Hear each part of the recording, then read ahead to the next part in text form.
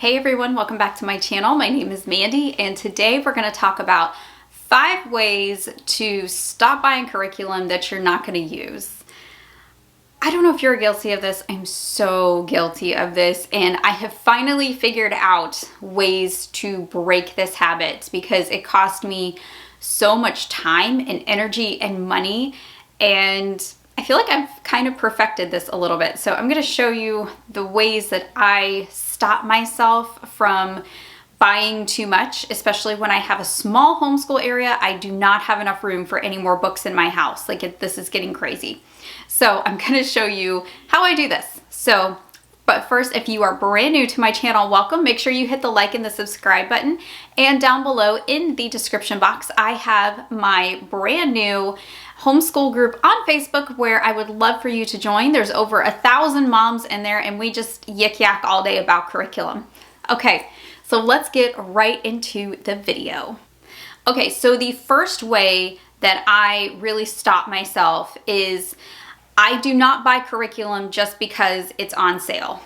And that's really hard because I feel like as women, when we hear the word sale, it triggers something in our brain. And these marketers know this, and I know this working in marketing. And there are all kinds of ways to get you to impulse buy things just from the word sale. And a lot of these companies only do a sale once a year, which kind of pushes you even further to buy it just because it's on sale. But a lot of times they don't put the things that you need on sale, but you just want to buy it because it's on sale and because you're saving money. So one of the first things I want to tell you is don't buy curriculum just because it's on sale. You can always buy it used if you really want to save money. You don't have to buy curriculum just because it's on sale.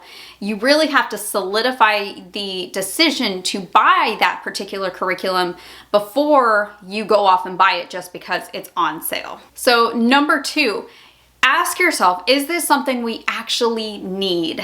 And this kind of goes along with number 1, because a lot of times we buy things just because they're on sale, but we don't actually need them. I'm guilty. I'm totally guilty. I'm talking to myself in this video too, so just so you know. But a lot of times we buy books, we buy puzzles, we buy games, we buy educational material, even school supplies, just because it might be on sale, but we might not even need those things. So take a look at your actual curriculum. If you already bought your curriculum, if you know what you're going to buy, check and make sure that they don't have that particular subject already built in. Just like a lot of language arts type of curriculum has a lot of things like spelling and handwriting and reading, literature, all built in to where you don't need to buy those other things. And what happens is when you don't do your homework first on what you actually have, what happens is you overbuy. And then you have curriculum that just sits there and you've wasted money on very expensive curriculum that you didn't need to buy anyway. So there's my next tip. Number 3, I have been guilty of this probably our 2nd year of homeschooling. I saw myself doing this and I had to stop. Number 3 is not buying fad curriculum. It seems like every couple of years or so, a new curriculum company or a rebranded curriculum company comes up and everybody flocks to the new shiny curriculum.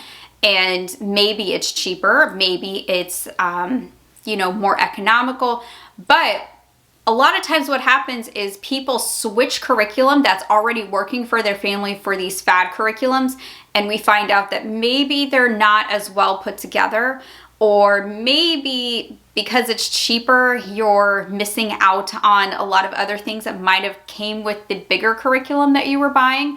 Or maybe it just doesn't work for your kids and they were on a good path already and they were doing fine, and then you switched it on them and they were like, oh no, because that's totally happened to us. And I totally regretted that decision, and I had to switch them in the middle of the year, and it was kind of like one of those, what did I do type of moments. I just wasted several months of the school year, and now we have to start with a different curriculum, and I wasted a couple $100s on actual curriculum that I'm not going to use now. So I warn you against buying fad curriculum just because it's the new shiny thing. Be careful of this. Do your homework before you invest any type of money, because you're not just investing money, you are investing your time and your children's time and their effort. And the last thing you want to do is make them switch something or frustrate them when something is already working. The only time I suggest changing curriculum is when the curriculum that you have is not working for your child. If that curriculum is working for your child, get it. And if you need resources to get that, there are resources out there to help. There's always used curriculum, and you can get used curriculum at 50% or even lower on all kinds of websites. So be vigilant about that. There's all kinds of Facebook groups out there. They will work with you. You can get such a discount on used curriculum. Try it. So another tip that I have is to use the curriculum for multiple kids. So you could do one of two things. You can actually, join your kids up together for some subjects. Now, this won't work for language arts or math unless they are in the same grade, like if you have twins or whatever, or an advanced student. But what I do, because my kids are 3.5 years apart, so they're actually 4 school years apart from each other, I can't really do a lot of subjects together because they're just too far apart in age. But what I do is the curriculum that my oldest has, we keep it and we box it up and we save it for our youngest when he gets to that grade. So we've already have that curriculum, and they each use the same brand curriculum. So they're already used to it. By the time the youngest gets up to the oldest, he's using the same curriculum. So it's not going to be like a shock to his system, like, oh, now I'm using a brand new curriculum. They both use the same thing. So they're both using the same math. They're both using the same history. They're both using the same Bible. It's just different grades. And when you save the older curriculum for the younger student, you're saving so much money. You're not saving space. Trust me, my closet can attest to this. But you will save a lot of money. And for me, that's just fine. So what happens is I will box up my oldest curriculum and I will put it away in the closet. And for my youngest, when he's finished, I will pull out the next grade for him that my oldest has already finished, and I will take the curriculum that he is done with and I will actually sell that to get that out of the house so I'm not storing unnecessary books. And the money I make from selling the youngest curriculum will go to funding the oldest new curriculum. So I'm only buying one new curriculum each year.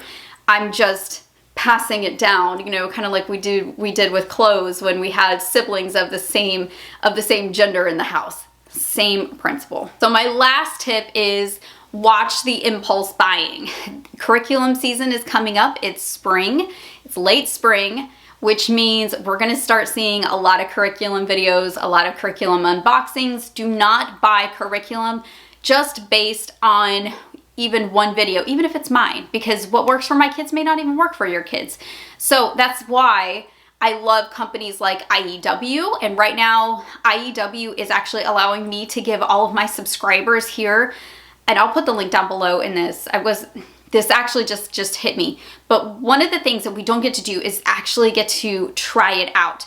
But IEW, which is my language arts curriculum that I use for my kids, which is grammar, writing, reading, all of that, they have a 3-week free trial. I will put the link down below for that. You can go use my link and actually use IEW for 3 weeks with your kids and see if they even like it before you purchase it. I wish more curriculum companies did this. Don't you? I really wish we had a way to try this out for a couple of weeks before we actually purchase. But I think that's the impulse buying, and trials like that. Stop impulse buying. It really helps us see whether or not the children click when you can actually try out a curriculum. However, 99.9% of curriculums, you can't really try it before you buy it. And unless you go to a homeschool convention or you're blessed to live by a homeschool store, it's almost impossible to really see the curriculum, flip through it, and get a good idea of what's inside. And that's why I try to do a lot of curriculum videos on my page or on my channel for you, so you can get an idea of what you're buying before you buy it, because that really helps. It really helps stop impulse buying, and it saves you money. It saves me money when I look at these videos too. All right, guys, that's all I have for you today. I hope that this video was helpful as we go into the brand new curriculum buying season. And if you need to look at some flip throughs, I have a whole playlist of just curriculum flip throughs for you. You just have to go find them on my channel, and I will try to remember to leave a link down below. If I forget, somebody just tell me in the comments. I hope you guys have a great rest of your day, and I will see you in the next one. Happy homeschooling.